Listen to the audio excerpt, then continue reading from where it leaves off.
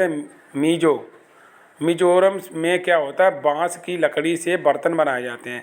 मतलब मिजोरम राज्य में जो बांस की लकड़ी होती है, वहाँ क्या होते हैं, लकड़ी के बर्तन बनाए जाते हैं, वो भी किसकी, बांस की लकड़ी से। झूम खेती मिजोरम राज्य में की जाती है। ये भी क्वेश्चन बहुत बार पूछा जाता है कि झूम खेती क्या होती है, किस राज्य से संबंधित है। तो झूम खेती क्या है, खेती करने का तरीका होता है।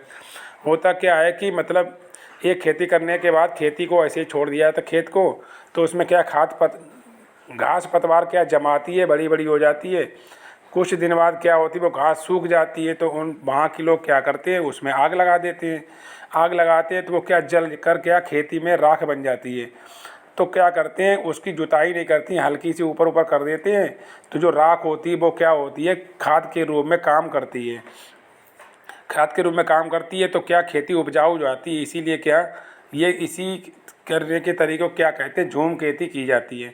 तो नेक्स्ट पॉइंट देखते हैं, चेराव नृत्य। चेराव नृत्य बहुत बार एग्जाम में पूछा गया, मोस्ट इंपॉर्टेंट क्वेश्चन है। चेराव नृत्य कहाँ, मिजोरम राज्य में मनाया जाता है।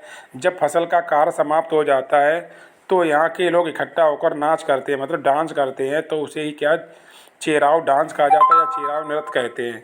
तो क्या चेराव और त्यौहार के रूप में लोग मनाते हैं, फसल के समाप्त होने पर इकट्ठा होकर लोग डांस करते हैं।